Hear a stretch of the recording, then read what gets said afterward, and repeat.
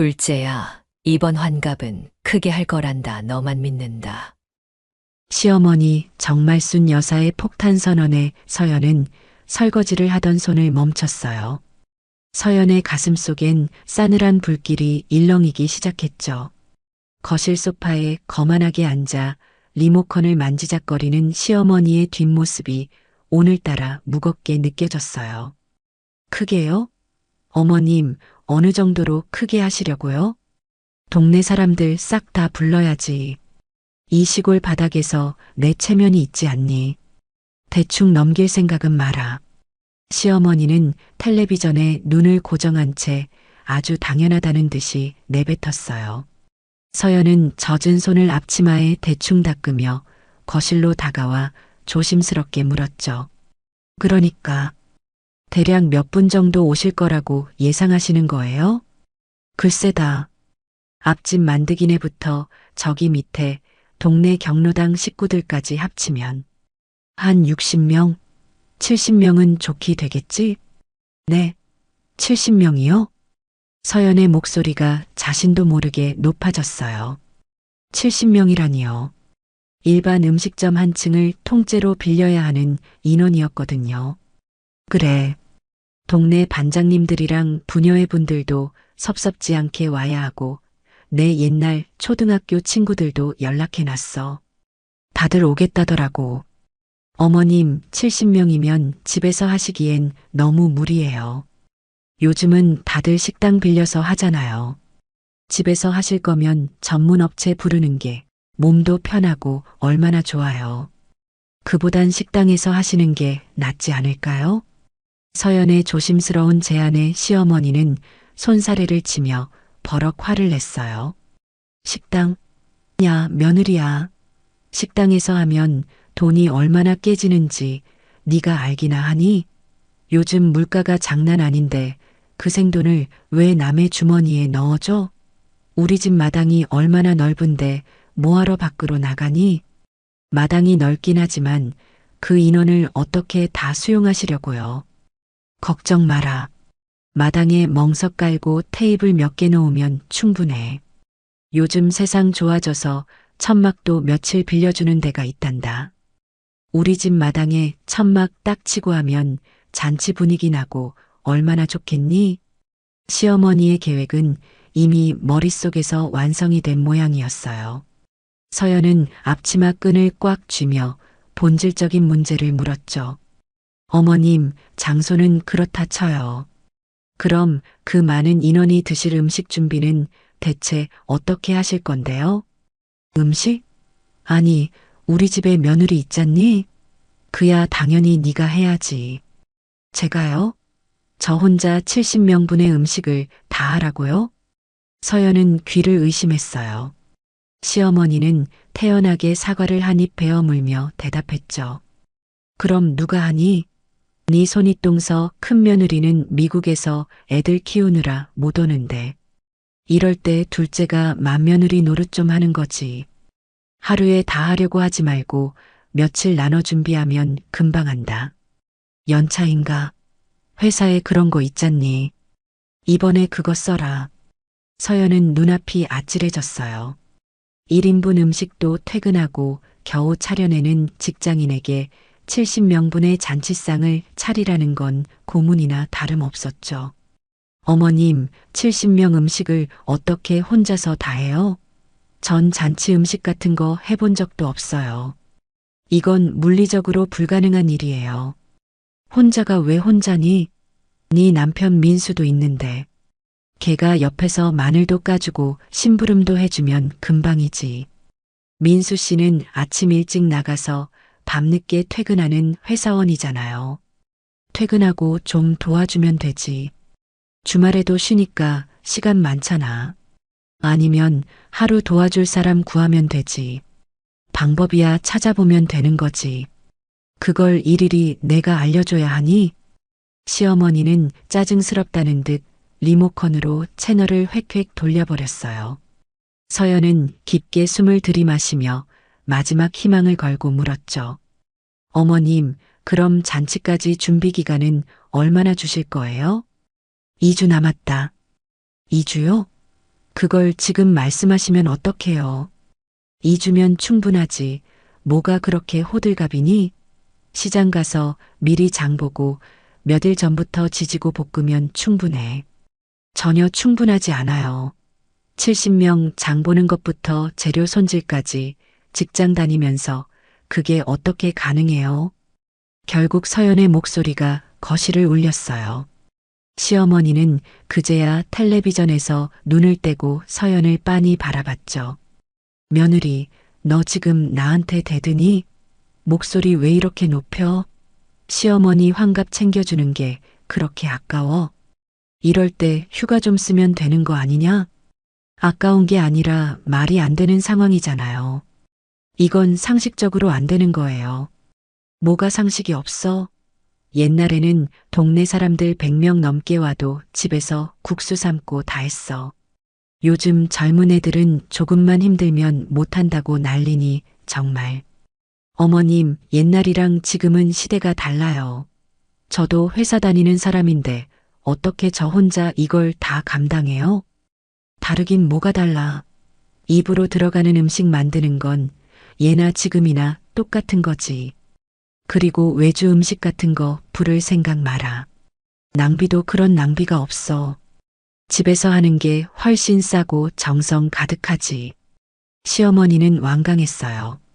정성이라는 명목하에 며느리의 노동력을 공짜로 쓰겠다는 속셈이 뻔히 보였죠.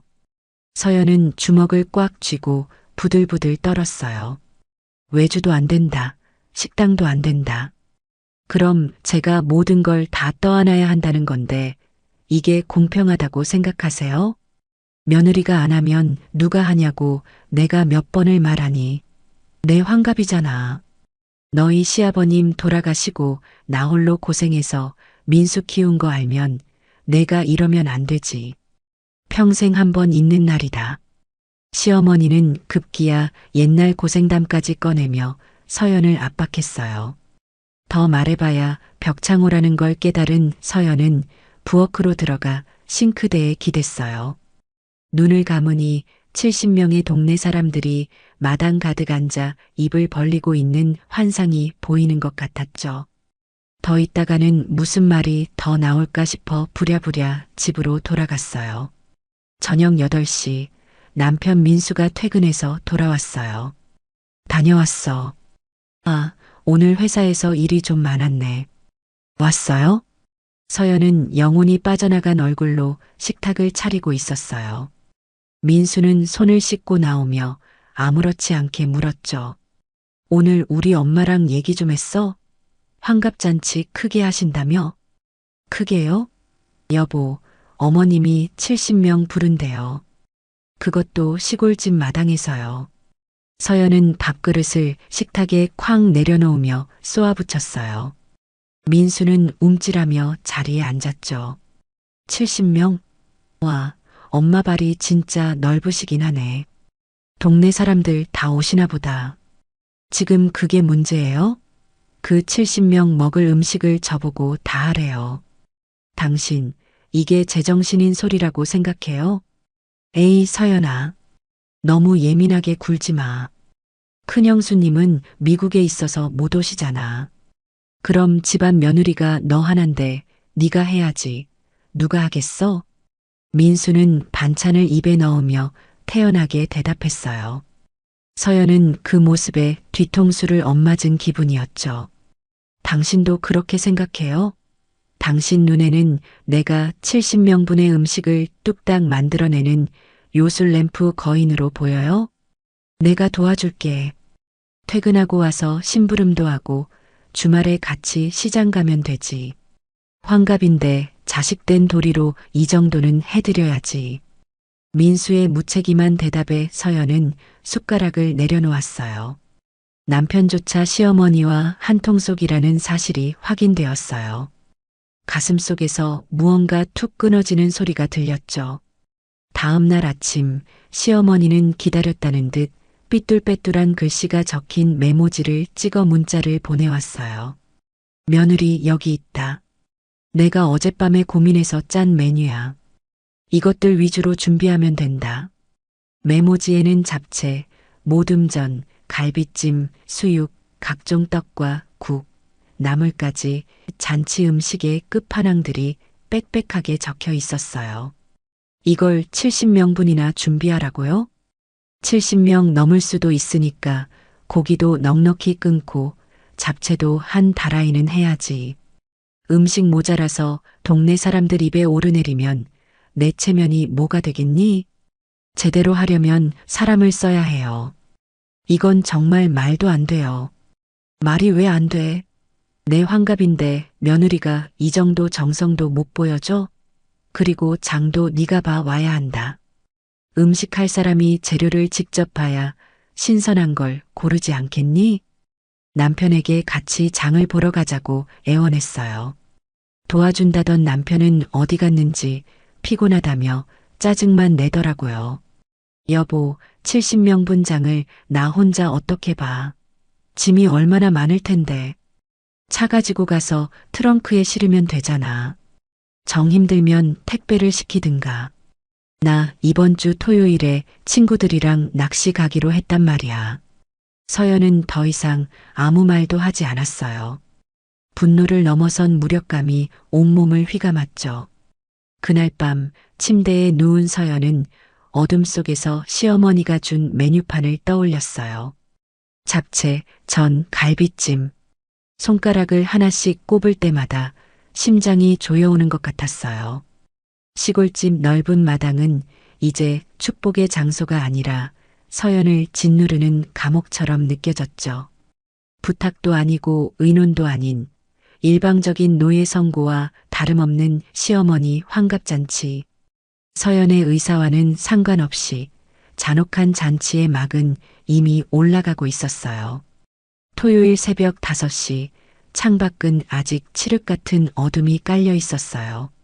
시골집의 닭들이 울기도 전인 이른 시각, 서연은 날카로운 알람 소리에 무거운 눈꺼풀을 들어 올렸죠. 옆에서 입을 벌리고 세상 편하게 자고 있던 남편 민수가 부스럭거리는 소리에 뒤척였어요. 뭐야? 벌써 일어나? 지금 몇 시인데 그래? 장 보러 가야죠. 어머님이 메뉴판 주신 거 봤잖아요. 지금, 아이고, 이제 겨우 5시인데 너무 이른 거 아니야?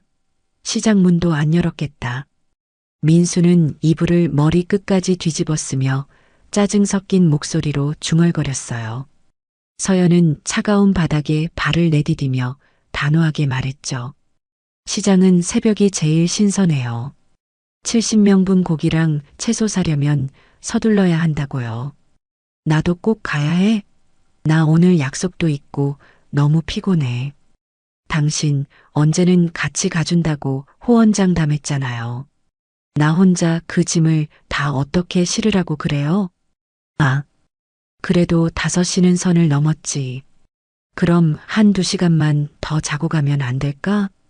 민수는 이불 속으로 파고들며 아예 등을 돌려버렸어요. 서연은 옷을 챙겨 입으며 싸늘한 눈빛으로 남편의 뒤통수를 쏘아봤죠. 됐어요. 그냥 쉬세요. 나 혼자 다녀올 테니까. 미안해, 여보. 나 진짜 눈이 안 떠져서 그래. 나중에 올 때 전화해. 마중 나갈게. 서연은 대답 없이 방문을 닫고 나왔어요. 결국 혼자라는 생각에 입술을 꽉 깨물었어요. 잡채 재료, 전 부칠 것들, 갈비찜용 고기, 수육용 돼지고기, 떡, 국거리, 나물. 마치 주문을 외우듯 중얼거리며 차에 올랐어요. 1시간을 달려 도착한 전통시장은 이미 삶의 활기로 들끓고 있었죠. 상인들의 우렁찬 호객 소리가 서연의 귓가를 사정없이 때렸어요. 새벽 공기가 제일 좋은 거야. 새댁, 싱싱한 거 들어왔어. 이리 와봐. 서연은 메모지를 꺼내 하나씩 확인하며 인파를 헤치고 걸어갔어요. 첫 번째로 멈춰선 곳은 채소 가게였죠. 산더미처럼 쌓인 당근과 양파 앞에 선이 한숨부터 나왔어요. 아줌마, 당근 이거 1kg에 얼마예요? 5,000원. 오늘 갓 뽑아온 거야. 얼마나 줄까? 많이 주세요. 70인분 잔치 음식 할 거거든요. 70인분? 아이고, 집에서 큰일 치르나 보네. 그럼 당근 10kg는 가져가야지. 넉넉히 해서 2만 원에 줄게. 어때? 좋아요. 주세요. 양파도 10kg짜리 한 망 주시고요.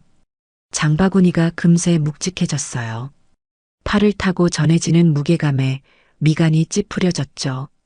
계산을 마치고 다음으로 향한 곳은 정육점이었어요. 붉은 조명 아래 걸린 고기들을 보니 가슴이 두근거렸죠.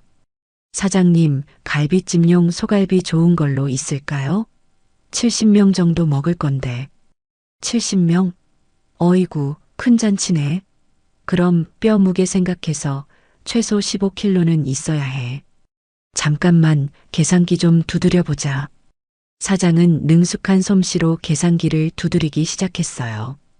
국산 한우로 하면 1kg에 5만 원이니까 75만 원이네. 75만 원이요? 고기 한 종류에 그렇게나 많이 들어요? 서연은 심장이 덜컥 내려앉는 기분이었어요. 예상치를 훌쩍 뛰어넘는 금액이었죠. 요즘 소고기 값이 금값이야. 부담스러우면 수입산으로 해줄까? 수입산도 좋아. 수입은 3만 5천 원이니까 52만 5천 원 나오네. 52만 원. 고기 딱 한 종류를 샀을 뿐인데 벌써 앞자리가 바뀌었죠. 이게 끝이 아니었어요. 수육용 돼지고기 삼겹살 10kg를 사니 또 30만 원이 훌쩍 나갔죠. 장바구니 3개가 모자라 양손에 비닐봉지를 겹겹이 들고 떡집 앞에 섰어요. 백설기랑 송편 70인분을 주문하니 25만 원이 추가됐죠. 전 부칠 재료인 부침가루, 파 5단, 해물 믹스까지 사고 나니 이제는 카드를 긁는 감각조차 무뎌질 지경이었어요. 아이고 새댁, 이거 혼자 다 어떻게 들고 가려고 그래. 내가 차까지 좀 날라다 줄게. 상인의 호의에 겨우 짐을 차로 옮겼어요. 트렁크가 꽉 차다 못해 뒷좌석까지 식재료로 가득 찼죠. 마지막으로 국거리용 사골 5kg를 사려고 10만 원을 결제하려던 찰나 서연은 잠시 멈췄어요. 도대체 지금까지 얼마를 쓴 건지 겁이 났거든요. 핸드폰을 꺼내 카드 사용 내역을 하나하나 합산해 봤어요. 당근, 양파, 갈비, 삼겹살, 떡, 전 재료. 손가락으로 숫자를 더해가던 서연의 숨이 멎었어요. 147만 5천 원. 장만 보는데 벌써 150만 원 가까이 쓴 거예요. 이게 과연 한 개인이 감당할 수준의 잔치인지 의문이 들었죠. 새댁, 사골 쌀 거야 말 거야? 뒤에 사람 기다리는데. 아, 네. 주세요. 여기 카드요. 서연은 고개를 숙인 채 카드를 내밀었어요.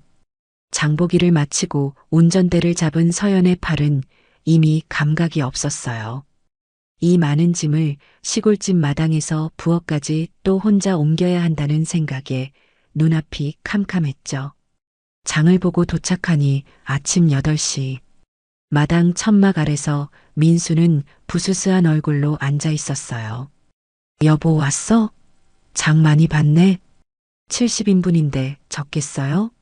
트렁크 열 테니까 이것 좀 같이 날라요. 서연의 차가운 목소리에 민수가 주춤하며 차로 다가왔어요. 트렁크가 열리고 쏟아져 나오는 식재료의 양에 민수는 입을 쩍 벌렸죠. 와, 진짜 어마어마하다. 여보, 이걸 혼자서 다 산 거야? 대단하네. 대단한 게 아니라 죽을 것 같아요. 냉장고 정리도 산더미니까 빨리 옮기기나 하세요. 짐을 나르던 중 인기척을 느낀 시어머니가 버선발로 마당으로 나왔어요. 시어머니는 서연의 수고를 치하하기는커녕 냉장고로 직행해 안을 들여다보기 시작했죠. 며느리, 장 다 본 거 맞니? 빠진 거 없어? 네, 메모지에 적어주신 건 다 샀어요. 보시다시피 냉장고가 터질 지경이에요. 글쎄다. 내가 보기엔 고기 양이 좀 적어 보이는데? 70명이면 동네 장정들도 꽤 올 텐데 고기가 넉넉해야지. 어머님, 70인분 정량에 맞춰서 충분히 샀어요. 소갈비랑 돼지고기만 해도 100만 원 가까이 들었는걸요. 정량이라니. 잔치 음식을 누가 딱 맞춰서 사니? 음식이 모자라서 동네 사람들한테 정말 순내 환갑상 부시라더라. 소리 들으면 내 체면이 뭐가 되겠어. 시어머니는 혀를 쯧쯧 차며 냉장고 문을 쾅 닫았어요. 서연은 당근을 씻으려다 손을 멈추고 시어머니를 쏘아봤죠. 그럼 여기서 더 사오라는 말씀이세요? 지금 장 본 것만 150만 원 가까이 들었어요. 150? 그것밖에 안 썼어? 70인분 대접하려면 최소 200은 써야 넉넉하지. 사람 체면이라는 게 있는데 고작 150으로 생색을 내려고 그래. 200만 원이요? 어머님, 이건 동네 잔치가 아니라 호텔 수준이에요. 이럴 거면 그냥 식당 예약하는 게 더 싸요. 서연의 목소리가 거실까지 울려 퍼졌어요.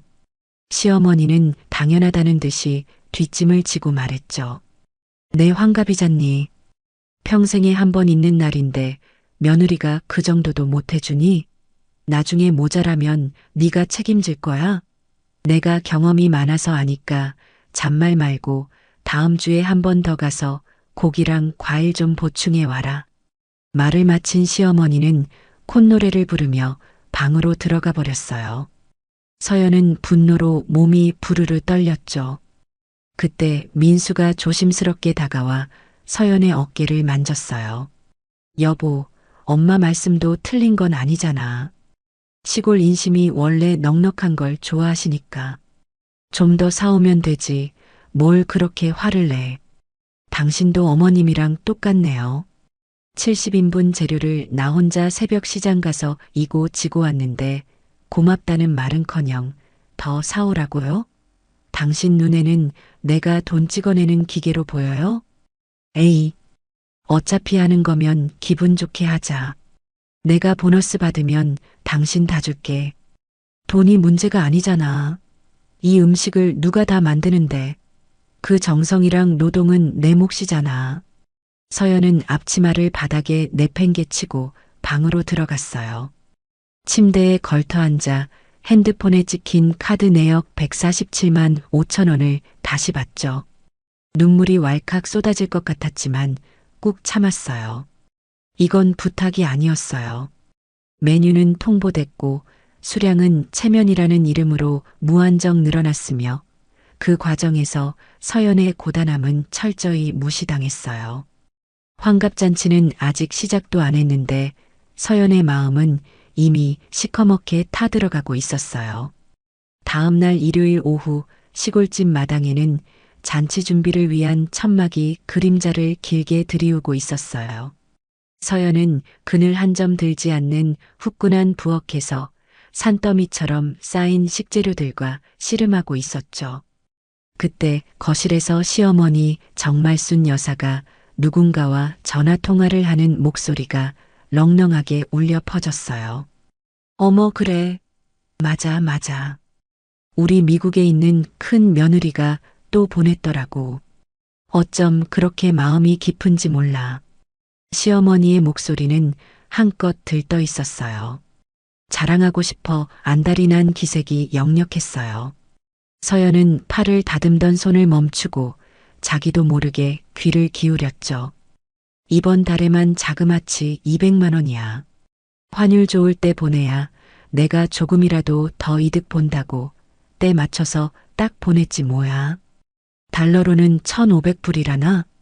시어머니는 마치 복권이라도 당첨된 사람처럼 신이 나서 떠들어댔어요. 200만 원이라는 숫자가 가슴에 날카롭게 박혔죠. 그렇고 말고 큰 며느리는 정말 현실적이라니까. 입으로만 효도하는 게 아니라 이렇게 돈으로 딱 보여주니까 제일 확실하잖아. 역시 미국물 먹은 애라 그런지 효도하는 법도 남달라. 효녀지, 정말 효녀야.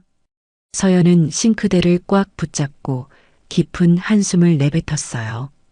잠시 후 통화를 마친 시어머니가 콧노래를 흥얼거리며 부엌으로 들어왔어요. 둘째야, 재료 손질은 다 돼가니? 속도가 좀 더딘 것 같다? 양이 너무 많아서요. 70인분 채소 써는 게 보통 일이 아니네요.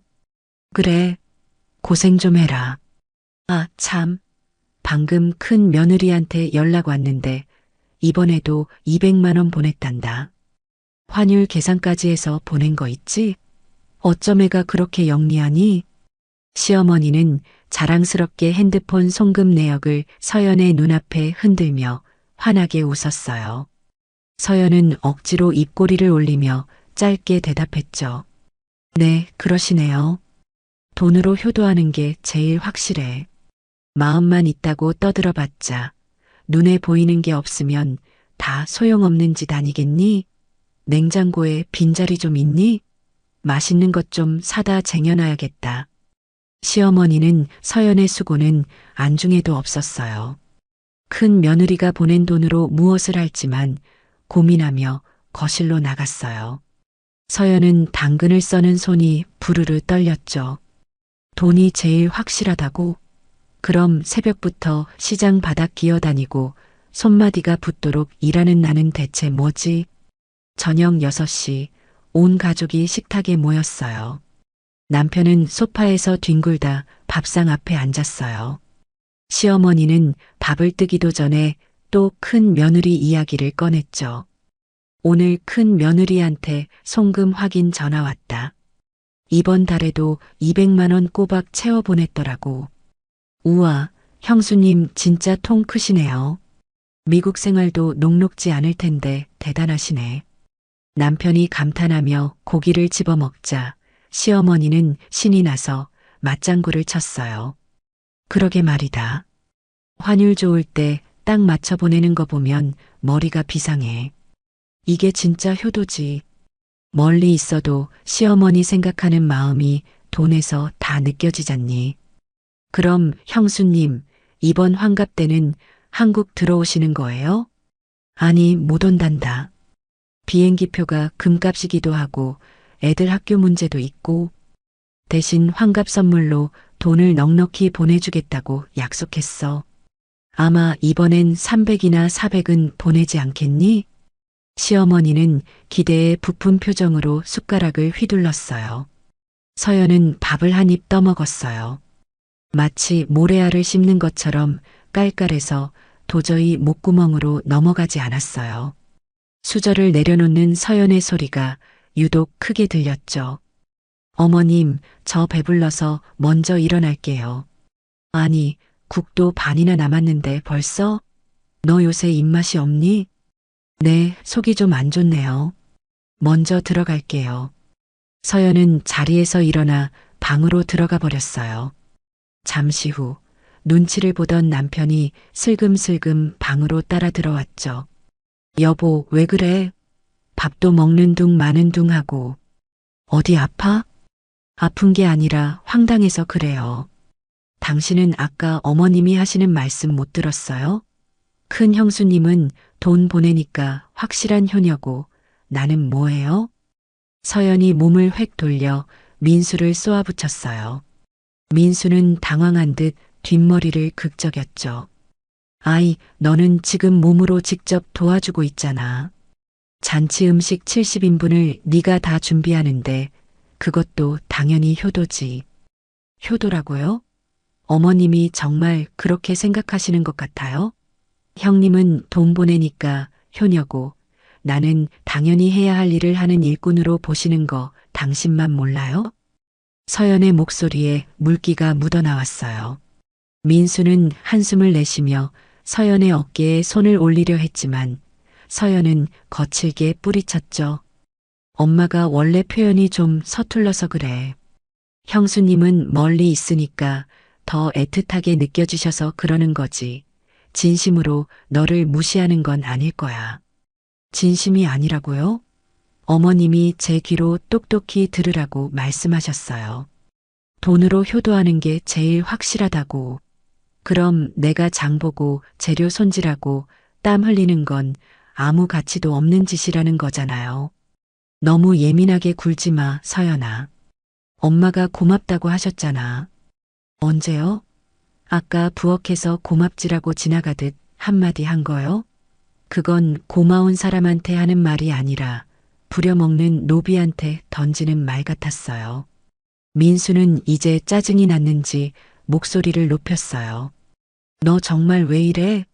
형수님이 돈 보내는 게 배 아파서 그래. 우리 엄마 환갑인데 좀 좋게 좋게 넘어가면 안 돼? 뭐, 배가 아파?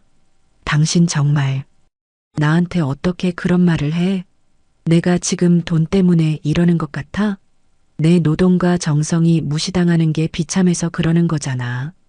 됐어. 그만하자. 대화가 안 되네. 나 피곤하니까 일찍 잘 거야. 민수는 그대로 누워 눈을 감아버렸어요. 서연은 벽을 보고 누워 베개를 꽉 움켜쥐었어요. 이 집구석에서 효도란 오직 통장에 찍히는 숫자로만 증명되는 것이었죠.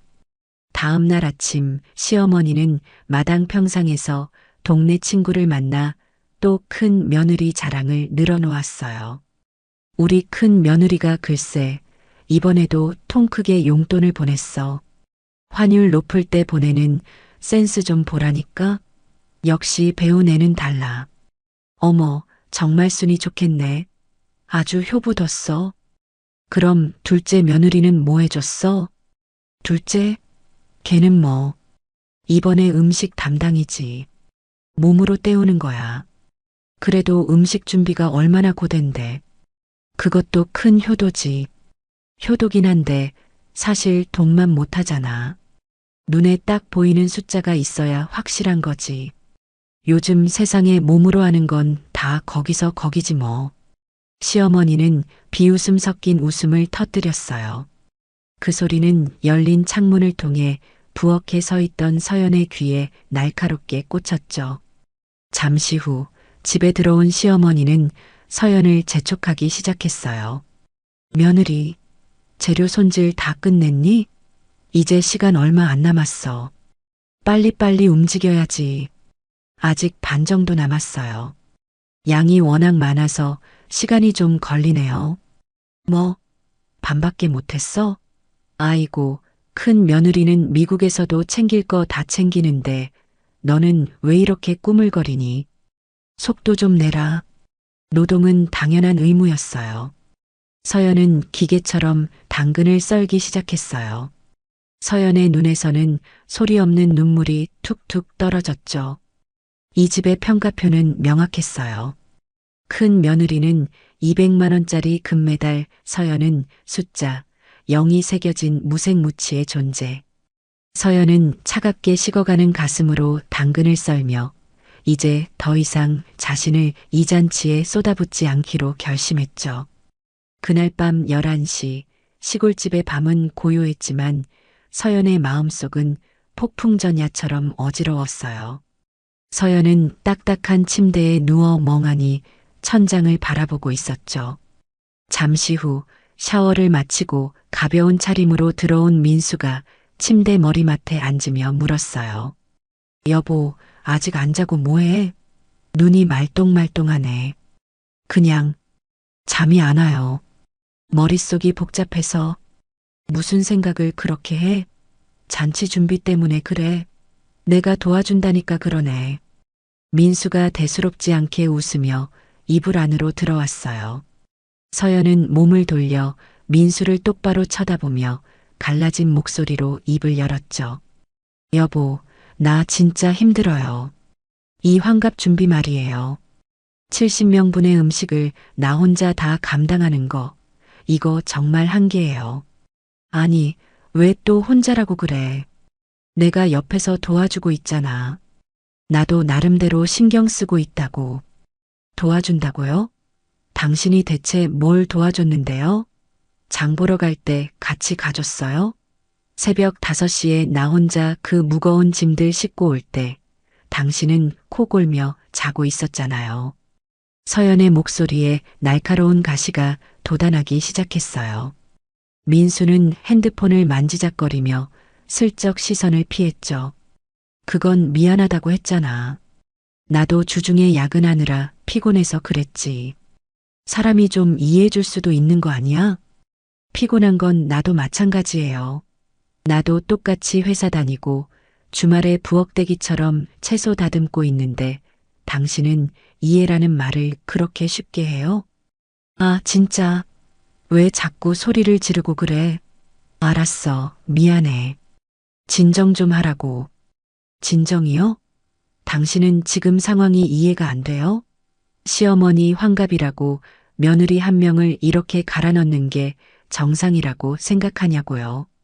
민수는 귀찮다는 듯 핸드폰을 내려놓고 침대에서 일어나 앉았어요. 그럼 어떡하라는 거야? 엄마 환갑인데 자식이 모른 척해? 큰 형수님은 미국에 있어서 못 오시는데 그럼 집안 며느리인 네가 준비하는 게 당연한 거 아니야? 당연하다고요? 그 당연하다는 말이 참 무섭네요. 큰 형수님은 돈만 보내면 끝이고 나는 몸으로 일하는 게 당연한 거예요? 이게 공평하다고 생각해요? 서연은 울컥 차오르는 눈물을 참으며 민수를 몰아붙였어요. 하지만 민수의 입에서 나온 대답은 서연의 심장에 비수를 꽂았죠. 솔직히 말해서 공평하지. 큰 집은 돈을 많이 주잖아. 이번에도 200만 원이나 보냈다며? 그 정도 돈이면 사람 부려도 되는 돈이야. 서연은 순간 숨이 멎는 것 같았어요. 자신의 남편 입에서 그런 말이 나올 줄은 꿈에도 몰랐거든요. 뭐라고요? 돈을 많이 주니까 나는 몸으로 때워도 된다는 거예요? 그럼 내가 쏟아붓는 시간과 정성, 내 노동력은 돈으로 환산하면 얼마짜리인데요? 그것도 다 효도지. 하지만 눈에 보이는 건 돈이 확실하긴 하잖아. 엄마도 저렇게 좋아하시는데 좀 맞춰드리면 어디가 덧나니? 효도긴 하지만 돈만 못하다는 거죠? 결국 당신도 어머님이랑 똑같은 생각이네요. 돈 주면 효녀고 몸으로 일하는 건 당연한 며느리 도리고. 여보, 너무 따지지 좀 마. 큰 집은 돈 주고 너는 준비하고. 각자 처지에 맞게 역할 나눈 건데 뭘 그렇게 억울해해? 서연은 허탈한 웃음을 터뜨렸어요. 남편의 눈에는 자신이 그저 돈 안 드는 일꾼 정도로만 보인다는 사실을 확인했으니까요. 역할이요? 그럼 내 역할은 무보수 하인인가 보네요. 준비는 다 나 혼자 시키고 생색은 돈 보낸 큰 형수님이랑 당신들이 다 내고. 하인이라니 말이 심하잖아. 나도 틈틈이 돕는다고 몇 번을 말해. 그리고 며느리가 시댁 행사 챙기는 게 뭐가 그렇게 대수라고 이 난리야. 저도 피곤하다고요. 나도 쉬고 싶고 나도 대접받고 싶다고요. 서연은 결국 울음을 터뜨렸어요. 하지만 민수는 위로 대신 깊은 한숨을 내쉬며 이불을 머리 끝까지 뒤집었었죠. 아, 피곤해. 이제 그만하자. 내일 또 회사 가야 하는데 잠 좀 자자. 응? 그만하자고요? 당신은 어머님 편만 들고 내 고통은 안중에도 없는데 우리가 무슨 대화를 더 해요? 당신이 이 상황을 방관하는 게 나를 더 힘들게 하는 거라고요. 서연은 더 이상 민수와 같은 공간에 있을 수 없었어요. 이불을 거칠게 걷어차고 방을 나섰죠. 민수가 뒤에서 어디가? 라고 소리쳤지만 서연은 방문을 쾅 닫고 마당으로 나갔어요. 어두컴컴한 마당에 앉아 서연은 소리 없이 눈물을 흘렸어요. 큰 집은 돈을 많이 주잖아라는 민수의 목소리가 귓가에서 환청처럼 맴돌았죠. 남편은 방패가 되어주기는커녕 시어머니와 한통속이 되어 서연을 벼랑 끝으로 밀고 있었어요. 다음 날 아침 6시 서연은 뜬 눈으로 밤을 지새운 채 소파에서 일어났어요. 눈은 퉁퉁 부어 따가웠고 온몸은 매를 맞은 듯 쑤셨죠. 부엌에서 물을 마시고 있는데 방에서 나온 민수가 쭈뼛거리며 다가왔어요. 여보, 거기서 잤어? 침대 놔두고 왜 그래? 비키세요. 물 마셔야 하니까. 미안해. 어젯밤에는 내가 잠결에 말이 좀 심했어. 내 진심 아니야. 민수가 서연의 팔을 잡으려 했지만 서연은 차갑게 뿌리쳤어요. 잘못 말한 게 아니라 당신 밑바닥을 본 거죠. 당신은 큰 형수님이 돈 보내니까 좋고 나는 공짜로 부려 먹을 수 있어서 당연하다고 생각하잖아요. 그게 당신 진심이에요. 아니라니까 왜 그래? 나도 당신 힘든 거 다 알아. 알면 이렇게 못해요. 더 이상 아무 말도 하지 마세요. 듣고 싶지 않으니까. 이제 서연에게 남편은 설득의 대상도 의지할 곳도 아니었어요. 가방을 챙겨 문을 열자 민수가 문 앞에 서서 애처로운 표정을 지었죠. 여보, 우리 저녁에 다시 얘기하자. 내가 맛있는 거 사올게. 저녁에도 할 얘기 없어요. 당신이랑은 더 이상 어떤 대화도 하고 싶지 않네요. 서연은 신발을 신고 차갑게 문을 닫고 나갔어요. 직장에 도착해서도 동료들의 걱정 어린 시선이 쏟아졌어요. 서연은 그저 억지 웃음을 지으며 컴퓨터를 켰어요. 하지만 머릿속은 온통 한 가지 생각뿐이었죠. 이 집구석에서 내 가치는 대체 무엇일까? 남편조차 돈의 논리에 휘말려 아내의 노동을 당연시하는 상황이었어요. 서연은 이제 혼자만의 싸움을 준비해야 한다는 사실을 뼈저리게 느꼈어요. 더 이상 눈물로 호소할 단계는 지났다는 것을요. 금요일 저녁 8시 서연은 거실불도 켜지 않은 채 시골집의 어두컴컴한 부엌에 홀로 서 있었어요. 마치 거대한 벽처럼 앞을 가로막고 있는 대용량 냉장고의 문을 열었죠. 시리도록 차가운 냉기가 서연의 얼굴을 덮쳤어요. 냉장고 안은 그야말로 포화 상태였어요. 일주일 전 새벽 시장을 돌며 혼자 꾸역꾸역 실어 날랐던 재료들이 빈틈없이 들어차 있었죠. 당근 10kg, 양파 10kg, 갈비 15kg, 삼겹살 10kg. 서연은 감정 없는 목소리로 하나씩 숫자를 음조리며 재료들을 확인했어요. 버섯, 각종 나물, 흙이 잔뜩 묻은 파와 마늘 자루까지. 냉동실을 열자 전 부칠 재료와 해물 믹스가 쏟아질 듯 쌓여 있었죠. 서연은 냉장고 문을 닫고 식탁 의자에 몸을 기댄 채 깊은 한숨을 내쉬었어요. 이걸 언제 다 씻고 썰고 손질해서 요리하지? 식탁 위에 놓인 메모지에는 시어머니가 명령한 메뉴들이 적혀 있었어요. 잡채, 모듬전, 갈비찜, 수육, 떡, 국, 각종 나물. 서연은 머릿속으로 대략적인 손질 시간을 계산해 보았죠. 잡채 재료 손질에만 3시간, 전 부치는데 꼬박 4시간, 갈비찜 핏물 빼고 삶는데 4시간. 하나하나 더하다 보니 손가락이 모자랐어요. 총 20시간. 아니, 그 이상이겠네. 서연은 메모지를 식탁 위에 탁 내려놓았어요. 평범한 직장인이 퇴근하고 와서 혹은 주말 이틀 동안 70인분의 음식을 혼자 준비하는 건 물리적으로 불가능한 일이었죠. 부엌 카운터에 놓인 장바구니를 보자 팔이 끊어질 듯 저려오던 새벽 시장의 기억이 선명하게 떠올랐어요. 서연은 냉장고에서 묵직한 당근 하나를 꺼내 손에 쥐어봤어요.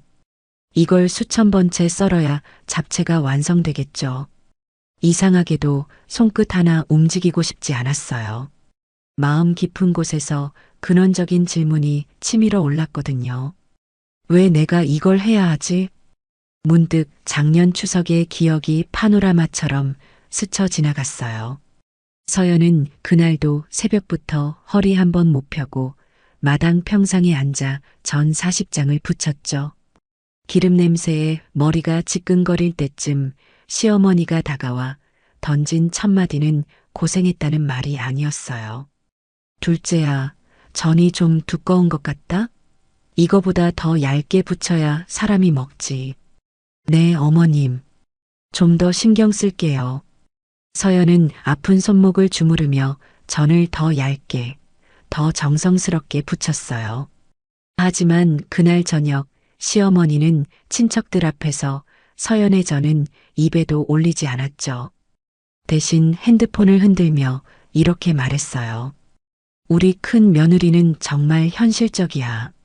명절 때마다 잊지 않고 돈을 넉넉히 보내거든. 역시 돈으로 하는 효도가 최고지, 안 그래? 서연은 쥐고 있던 당근을 싱크대에 던지듯 내려놓았어요. 아무리 정성을 쏟아도 감사받을 가능성은 제로라는 걸 이제야 뼈저리게 깨달은 거죠. 작년 설날에 끓였던 50인분의 떡국도 밤새 직접 접어 만들었던 카네이션도 마찬가지였어요. 서연의 노동은 공기처럼 당연한 것이었고 큰 며느리의 송금액은 신주단지 모시듯 칭송받았죠. 냉장고 속에 가득 찬 재료들을 다시 한번 훑어봤어요. 이걸 전부 손질하고 요리한다고 해서 뭐가 달라질까요? 잔칫날 시어머니는 또 큰 며느리의 300만 원 송금을 자랑할 거예요. 남편 민수는 너는 며느리니까 당연한 거 아니야 라며 방관할 게 뻔했죠. 서연의 노력은 또다시 보이지 않는 먼지처럼 사라질 게 분명했어요. 서연은 천천히 자리에서 일어났어요. 냉장고 문을 열어 당근, 양파, 갈비, 삼겹살을 하나씩 만져봤어요. 여기까지야. 여기까지가 내 몫이야. 새벽 시장에 가서 장을 보고 무거운 짐을 날라 냉장고를 채우는 것. 며느리로서 그리고 이 집안의 일원으로서 서연이 투입할 에너지는 여기까지였어요. 더 이상의 손질도 요리도 서빙도 서연의 계획에는 없었죠. 이건 무책임한 도망이 아니었어요. 지난 시간 자신이 투입한 정성과 노동에 비해 돌아온 무시와 차별을 정산하는 냉정한 선언이었죠. 서연은 냉장고 문을 굳게 닫았어요. 거실 소파에 앉아 핸드폰 캘린더를 켜니 환갑 잔치까지 딱 일주일이 남아 있었죠. 그 일주일 동안 무엇을 할지가 아니라 무엇을 하지 않을지를 결정하니 오히려 마음이 평온해졌어요. 이미 충분히 했어. 더는 안 해. 그때 민수가 현관문을 열고 들어왔어요. 여보, 나왔어. 저녁 먹었어? 아직이요. 당신 기다렸어요. 서연은 평소보다 차분하고 짧게 대답했어요. 민수는 눈치를 살피더니 슬쩍 제안했죠. 그럼 우리 오랜만에 밖에서 외식할까? 잔치 준비하느라 힘들 텐데 기운 좀 차려야지. 좋아요. 근처 식당으로 가요. 두 사람은 집 근처 고깃집에 마주 앉았어요. 식사를 하던 중 민수가 드디어 본론을 꺼냈죠. 근데 여보, 환갑 준비는 잘 돼가고 있지? 이제 일주일 남았잖아. 네. 재료는 빠짐없이 다 사다 놨어요. 냉장고가 꽉 찼더라고요. 오, 역시 우리 와이프 꼼꼼해. 그럼 이제 손질하고 요리만 시작하면 되는 거네. 민수는 이제 다 해결됐다는 듯 안도의 한숨을 내쉬며 고기를 입에 넣었어요. 서연은 젓가락을 내려놓고 민수를 똑바로 응시했죠. 글쎄요. 요리 시작을 언제 할지는 잘 모르겠네요. 모른다니? 그게 무슨 소리야? 일주일밖에 안 남았는데 지금부터 밤잠 설쳐가며 준비해야 70명분을 맞추지. 그러니까요. 어머님, 아들인 여보가 하세요. 민수는 씹던 고기를 멈추고 멍청한 표정을 지었어요. 뭐, 내가 뭘 해? 재료는 내가 다 사왔으니까 손질하고 요리하는 건 이제 당신이 하라고요. 당신 엄마 환갑 잔치잖아요. 여보, 지금 장난해? 내가 요리를 어떻게 해? 그리고 잔치 음식은 며느리가 하는 게 당연한 관례잖아. 장난 아니에요. 나 더 이상 안 할 거거든요. 장 보고 재료 사는 것까지만 제 몫이에요. 나머지는 당신이랑 어머님이 알아서 하세요. 민수의 얼굴이 순식간에 붉게 달아올랐어요. 목소리가 커지며 주변 사람들의 시선이 쏠렸죠. 당신 진짜 정신 차려. 일주일 남았다고. 동네 사람들 다 부르고 천막까지 쳤는데 이제 와서 안 한다면 어떡해. 그러니까 당신이 빨리 시작하라고요. 모르겠으면 어머님한테 물어서 하든가요. 그건 당신들 문제지 제 문제 아니에요. 서연은 차갑게 말을 내뱉고는 자리에서 일어났어요. 민수가 당황해서 서연의 팔을 잡으려 했지만 서연은 단호하게 뿌리치고 식당을 나왔어요. 집으로 돌아오는 길, 밤바람이 무척이나 시원하게 느껴졌어요. 침대에 누운 서연은 비로소 깊은 잠을 청할 수 있을 것 같았어요. 누군가는 무책임하다고 손가락질할지 몰라도 서연에게는 이것이 가장 공정하고 확실한 정산이었죠. 여기까지가 서연이 허용한 배려의 끝이었고 나머지는 그 배려를 당연하게 여겼던 자들이 감당해야 할 몫이었어요. 토요일 오전 10시 서연은 폭풍이 몰아치기 전에 고요함 같은 얼굴로 시골집 대문을 밀고 들어갔어요. 마당에는 벌써 잔치용 천막이 흉물스럽게 자리를 잡고 있었어요. 그 안에서 시어머니 정말순 여사가 동네 사람들에게 돌릴 답례품을 정리하고 있었죠. 서연이 마당으로 들어서자 시어머니가 반색하며 다가왔어요. 어머, 며느리 왔니? 어째 빈손으로 오니? 오늘부터 본격적으로 고기 핏물 빼고 전 부쳐야 할 텐데 일복은 챙겨왔어? 아니요. 일복 안 가져왔어요. 어머님께 드릴 말씀이 있어서 잠깐 들른 거예요. 서연은 마당 평상에 앉지도 않고 꼿꼿하게 서서 시어머니를 응시했어요. 평소답지 않은 서연의 서늘한 분위기에 시어머니는 의아한 듯 물었죠. 말씀? 뭔데 그렇게 정색을 하고 서 있어? 일단 들어와서 차나 한 잔 마시면서 해라. 아니요, 금방 갈 거예요.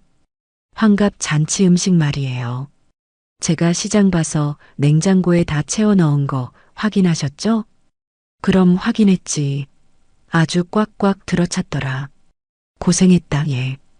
그럼 이제 서둘러서 손질 시작해야지. 시간 없잖니. 시어머니는 만족스럽게 웃으며 서연의 등을 떠밀려 했어요. 하지만 서연은 그 자리에 뿌리를 내린 듯 움직이지 않았죠. 음식은 이제 아들이랑 어머님이 알아서 하세요. 저는 여기까지만 할 거예요. 순간 시어머니의 웃음이 순식간에 사라졌어요. 마치 못 들을 소리라도 들은 것처럼 눈을 크게 떴죠. 뭐, 알아서 하라니? 며느리 너 지금 무슨 소리를 하는 거야? 70명분 음식을 내가 어떻게 혼자 다 해? 그리고 나는 주인공이니까 손님 맞아야지. 얘가 말이 되는 소리를 해야지. 대체 정신이 있는 거야? 그건 어머님이 고민하셔야 할 문제죠. 저는 장복이라는 제 몫의 책임을 다했으니까요. 나머지 손질이랑 요리는 이제 어머님이 직접 하시든 사람을 쓰시든 알아서 하세요. 얘가 진짜 장난치는 것도 아니고 시어머니 환갑인데 며느리가 음식을 안 한다는 게 말이 돼? 동네 사람들이 알면 나를 뭐라고 생각하겠니? 버릇없는 게 아니라 제 선택이에요. 저도 이제 제 인생과 시간을 선택할 권리가 있거든요. 며느리라는 이유로 당연하게 20시간 넘는 노동을 무보수로 제공할 생각, 이제 추호도 없어요. 서연의 목소리는 마당 안을 쩌렁쩌렁하게 울릴 만큼 단단했어요. 시어머니는 기가 막힌 듯 헛웃음을 터뜨리며 소리를 질렀죠. 선택? 권리? 시어머니 환갑에 며느리가 팔을 걷어붙이는 게 세상 이치고 도리야. 큰 집 큰 며느리는 미국에서 돈을 펑펑 보내는데 너는 몸으로라도 효도를 해야 공평한 거 아니냐? 공평요? 어머님 입으로 말씀 잘하셨네요. 형님은 멀리 있다는 핑계로 돈만 보내면 효녀 소리 듣는데 왜 저는 가까이 산다는 이유로 가정부처럼 일만 해야 하죠? 저도 형님처럼 할게요. 돈으로요. 서연은 가방에서 카드 한 장을 꺼내 평상 위에 탁 올려두었어요. 이게 뭐야? 너 지금 나랑 장난하니? 제 카드예요. 이걸로 당장 식당 예약하세요. 70명 수용 가능한 갈비집이나 뷔페 알아보셔서 거기로 사람들 부르세요. 식당비는 제가 낼게요. 그럼 깔끔하잖아요. 식당? 미쳤니? 집에서 마당 깔고 해야 동네 사람들이 정말 순내 며느리가 정성껏 차렸구나 할 거 아냐? 식당에서 하면 그런 체면이 서냐고. 그놈의 체면 때문에 제 손목이 나가고 허리가 휘어야 하나요? 그건 어머님 욕심이죠. 집에서 대접받고 싶으시면 어머님이 직접 하세요. 전 카드 드렸으니 할 도리 다 한 겁니다.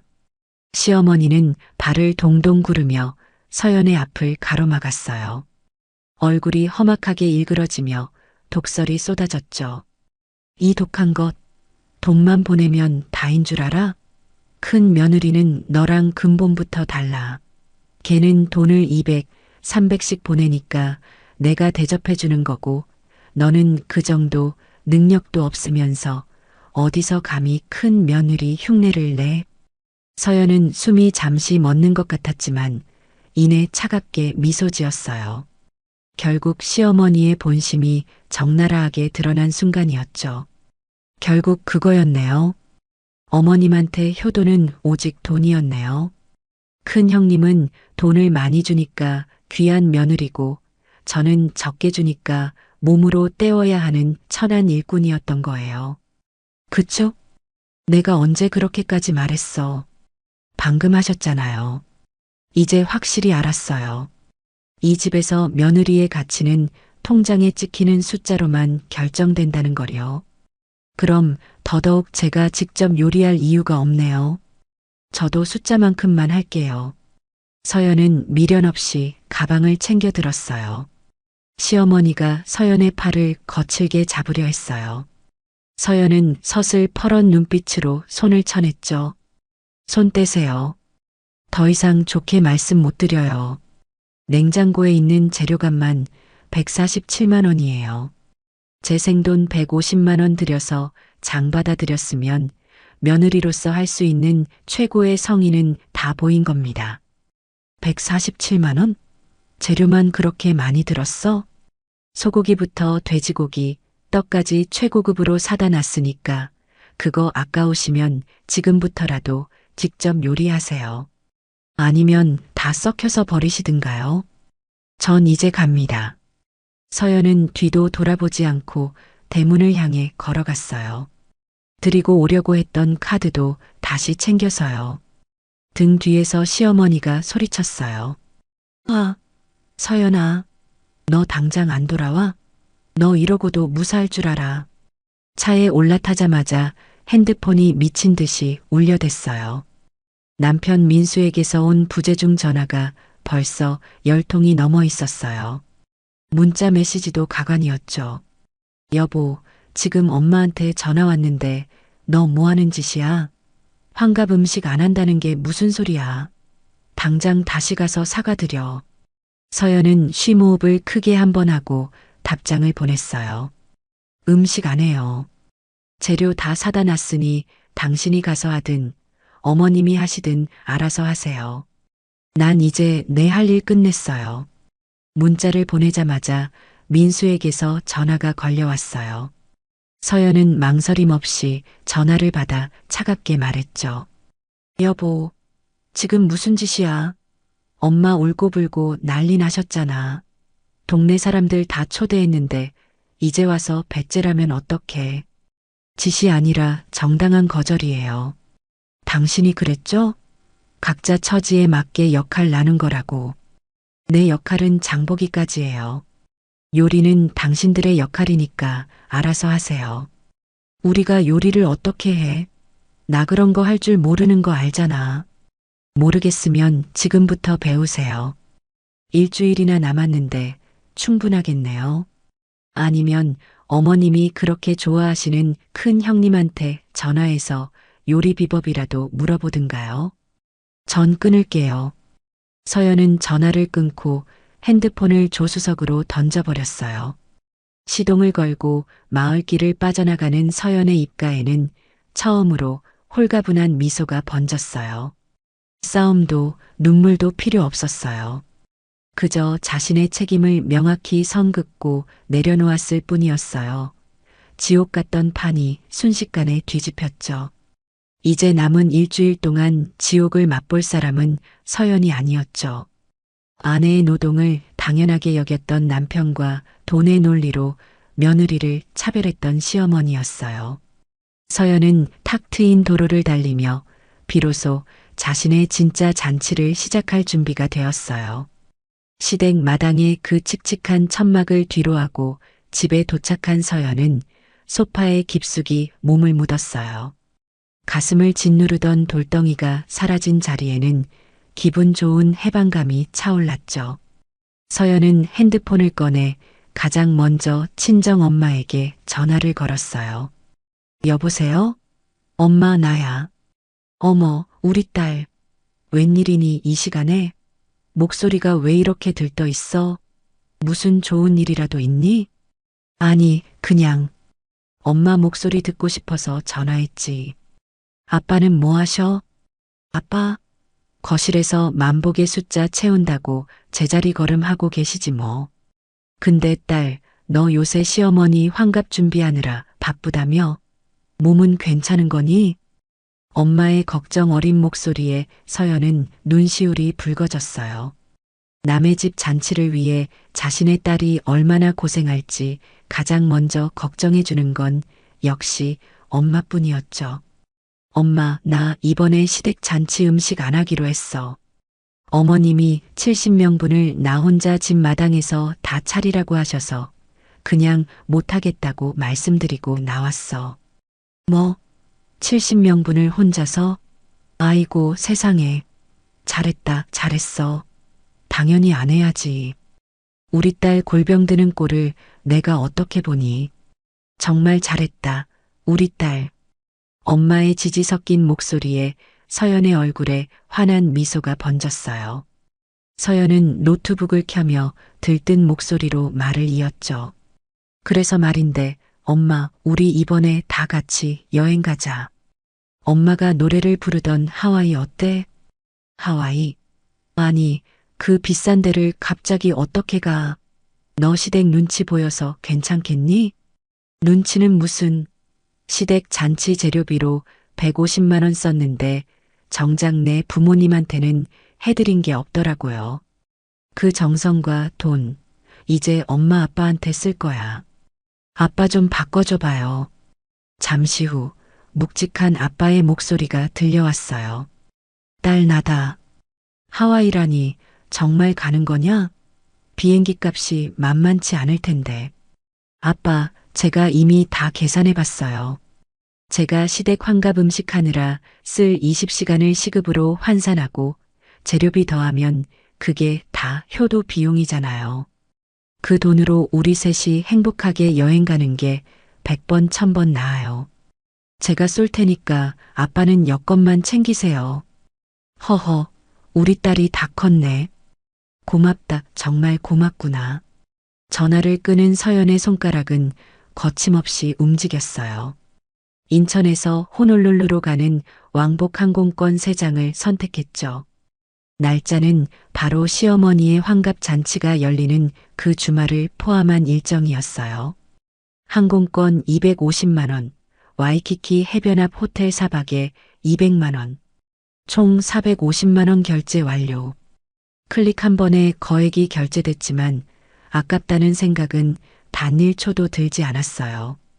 시댁에 강요된 노동이 아닌 자신이 원해서 선택한 효도의 가치는 숫자로 매길 수 없는 것이었으니까요.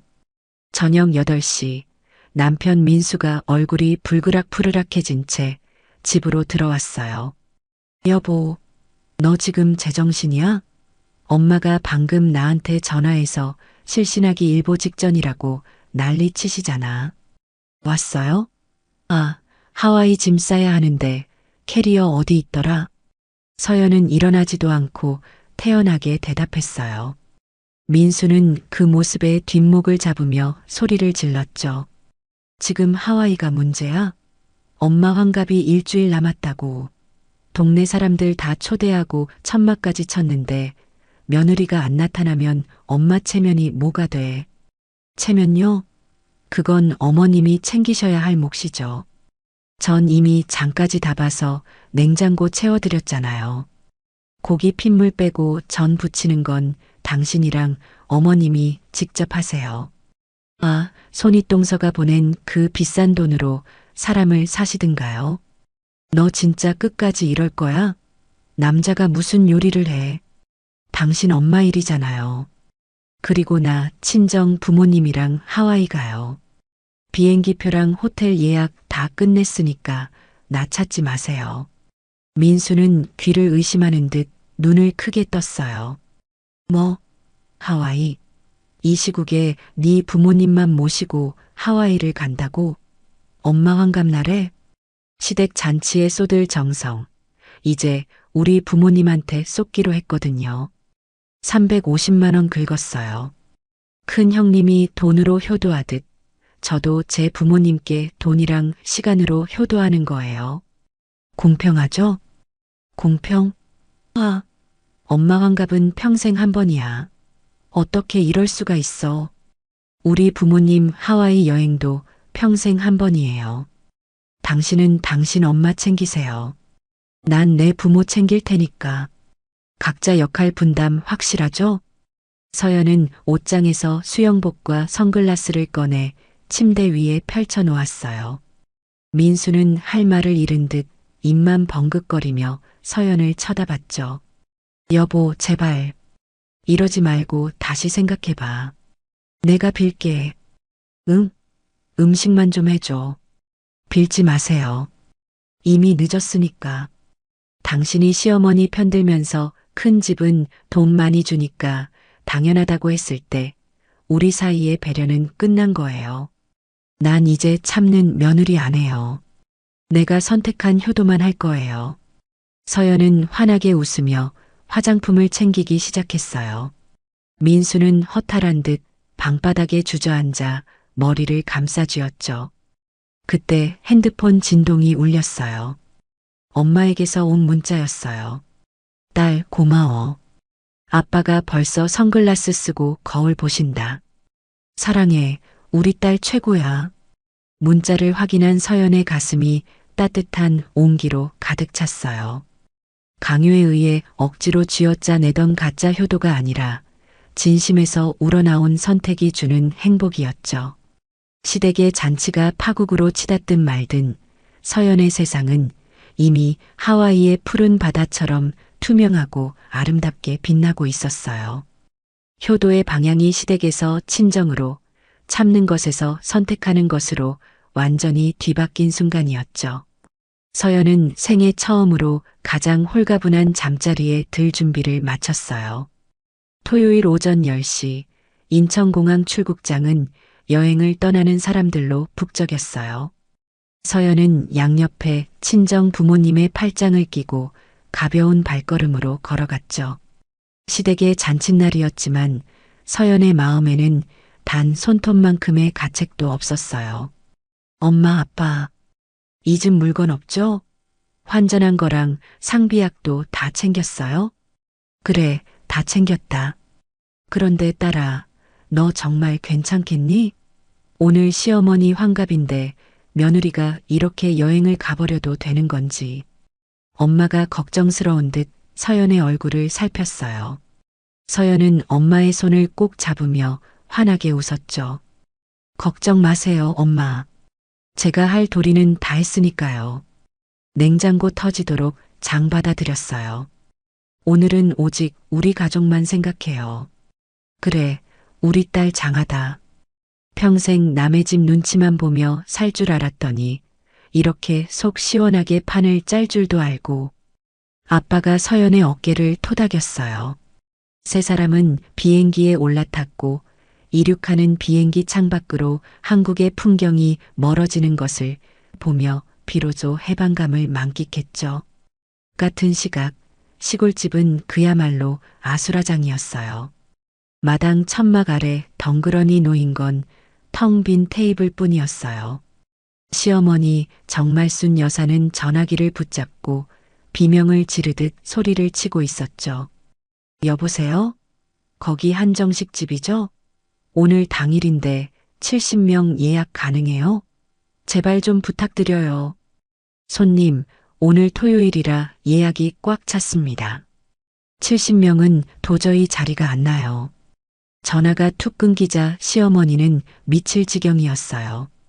거실 냉장고에는 손질도 안 된 생고기와 채소들이 산더미처럼 쌓여 있었어요. 그걸 요리할 서연은 없었죠. 옆에서 안절부절 못하던 민수가 핸드폰을 두드리며 외쳤어요. 엄마, 여기 읍내에 새로 생긴 대형 식당인데 예약 취소된 자리가 하나 있대요. 70명 가능하대요. 그래. 아이고, 살았다. 메뉴가 뭔데? 얼마래? 단체 한정식 코스인데 1인당 7만 원짜리 VIP 메뉴로 해야 자리를 준대요. 갈비찜이랑 전복, 랍스터까지 나온다는데 어떡해요? 7만 원? 아이고, 70명이면 그게 얼마야? 하지만 방법이 없잖니. 체면이 있지. 동네 사람들 다 불렀는데 죽이라도 쓰겠어?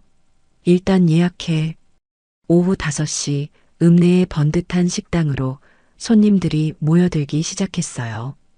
시어머니는 짐진 여유로운 척 입구에서 손님들을 맞이했죠.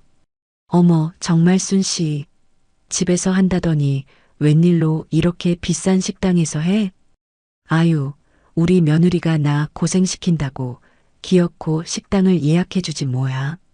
요즘 젊은 애들이 좀 유난스럽잖아. 호. 시어머니는 가슴이 쓰렸지만 애써 거짓말을 늘어놓았어요. 그때 동네 반장 할머니가 주변을 두리번거리며 물었죠. 근데 그 효부 며느리는 어디 갔어? 잔칫날인데 코빼기도 안 보이네?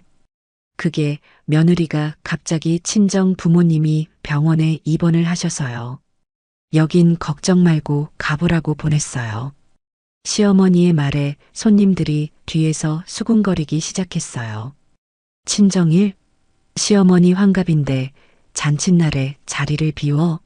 아무래도 고부간에 문제가 있는 거 아니야? 집에서 음식하기 싫어서 식당으로 돌리고 도망간 거겠지. 요즘 며느리들 무섭다니까. 수군거리는 소리에 시어머니의 얼굴은 화끈거렸어요. 서연에 대한 원망은 커져만 갔어요. 음식은 화려하게 나왔지만 시어머니에게는 모래알을 씹는 맛이었죠. 갈비찜 하나를 집어 먹을 때마다 머릿속으로는 계산기가 돌아갔어요. 7만 원 곱하기 70명. 490만 원. 아이고, 내 생돈. 잔치가 끝나고 계산대 앞에 선 시어머니와 민수의 눈이 휘둥그레졌어요. 직원이 내민 영수증에는 입이 떡 벌어지는 숫자가 적혀 있었거든요. 총 520만 원입니다, 손님. 뭐요? 490 아니었어요? 왜 520이나 나와요? 중간에 손님들이 음료수 추가 주문이 꽤 많았습니다. 시어머니는 손을 부들부들 떨며 카드를 내밀었어요. 잔치가 끝나고 돌아오는 차 안에서 시어머니의 통곡 섞인 투덜거림이 시작됐죠. 520만 원. 세상에 밥 한 끼 먹는데 520을 날렸어. 서연이 그것이 집에서 했으면 150이면 충분했을 텐데 370만 원을 길바닥에 버린 거 아니냐? 엄마, 이제 그만 좀 하세요. 서연이가 장 본 거 147만 원이었잖아요. 거기다 서연이 인건비 생각하면 식당비가 차라리 싼 걸 수도 있어요. 민수의 말에 시어머니가 버럭 소리를 질렀어요. 인건비는 무슨, 며느리가 시어머니 잔치 음식하는 게 당연한 거지. 그걸 돈으로 계산해? 이래서 내가 큰 며느리가 최고라는 거야. 큰 며느리는 현찰로 200을 딱 꽂아주는데 둘째 저거는 500만 원을 쓰게 만드니. 엄마, 사실 서연이가 그동안 고생 많이 했잖아요.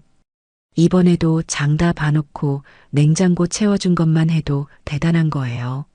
엄마가 너무 큰 형수님이랑 차별하니까 서연이도 폭발한 거 아니겠어요? 너까지 지금 며느리 편드는 거냐? 520만 원. 내 생돈 370만 원 차액을 생각하면 잠이 안 온다. 잠이 안 와. 시어머니는 집에 도착해서도 거실 바닥을 치며 분통을 터뜨렸어요. 하지만 이미 엎질러진 물이었죠. 그 시각 서연은 하와이 와이키키 해변이 내려다 보이는 호텔 테라스에 앉아 있었어요. 푸른 바다 위로 붉은 노을이 내려앉고 있었고 옆에서는 부모님이 하와이안 셔츠를 입고 아이처럼 즐거워하며 셀카를 찍고 있었죠. 딸, 여기 정말 천국이다. 살다 살다 내가 이런 곳을 다 와보네. 고맙다, 정말 고맙다. 아빠의 행복한 웃음소리에 서연의 가슴이 벅차올랐어요. 그때 핸드폰 진동이 울렸고 민수에게서 문자가 도착했어요. 잔치 끝났어. 식당비 520만 원 나왔다. 엄마 지금 거실에서 실신 직전이야. 넌 지금 좋냐? 서연은 노을이 지는 바다 사진을 찍어 답장을 보냈어요. 우리는 지금 와이키키 노을 보면서 랍스터 먹으러 가요. 520만 원? 어머님이 그동안 제 노동력을 공짜로 쓰신 대가치고는 아주 저렴하네요. 370만 원의 차액. 그게 바로 제 가치라는 거 이제 어머님도 아시겠죠? 답장을 보낸 서연은 미련 없이 핸드폰을 가방 깊숙이 넣었어요. 시어머니는 끝까지 자신이 무엇을 잘못했는지 인정하지 않고 돈 아까운 것만 생각하겠지만 서연은 상관없었어요. 며느리의 노동은 결코 당연한 공짜가 아니며 함부로 대하면 그 대가를 혹독하게 치러야 한다는 사실을 확실히 각인시켜 주었으니까요. 엄마, 아빠, 이제 저녁 먹으러 가요. 오늘은 제가 랍스터 쏠게요. 서연은 부모님의 손을 잡고 밝게 웃으며 호텔을 나섰어요. 억울함과 차별로 얼룩졌던 며느리의 삶을 던져버리고 오직 사랑하는 사람들을 위해 자신의 가치를 사용하는 법을 배운 서연의 진정한 잔치는 이제부터 시작이었어요. 하와이 여행에서 돌아온 다음 날 서연은 거실에 앉아 식어버린 표정으로 민수를 마주했어요. 서연은 담담하지만 단호한 목소리로 마지막 선언을 던졌죠. 여보, 이제 우리 효도는 각자 하기로 해요. 앞으로 명절이나 집안 행사 때 저는 우리 집 가고 당신은 당신 집 가세요. 각자 부모님께 최선을 다하는 게 가장 공평하잖아요. 민수는 당황하며 붙잡으려 했지만 서연의 눈빛엔 흔들림이 없었어요. 그렇게 맞이한 첫 명절, 시골집 마당의 천막은 온데간데였고 정적만이 가득했죠. 시어머니는 텅 빈 거실에서 큰 며느리가 보낸 송금 메시지만 만지작거리다. 결국 찬밥을 물에 말아먹고는 쓸쓸히 경로당으로 향했어요. 경로당 구석에 앉아 남들의 며느리 자랑을 듣는 시어머니의 등은 처량하기 짝이 없었죠. 같은 시간 서연은 친정집 마당에서 부모님과 함께 웃음꽃을 피우고 있었어요. 남의 집 잔치를 위해 땀 흘리는 대신 오직 사랑하는 부모님을 위해 과일을 깎고 도란도란 이야기를 나누는 시간. 서연은 이제야 비로소 효도의 진짜 의미를 찾은 것 같아 마음이 한없이 평온해졌어요. 여러분은 며느리의 선택을 응원하시나요? 여러분의 생각이 궁금합니다. 댓글로 남겨주세요.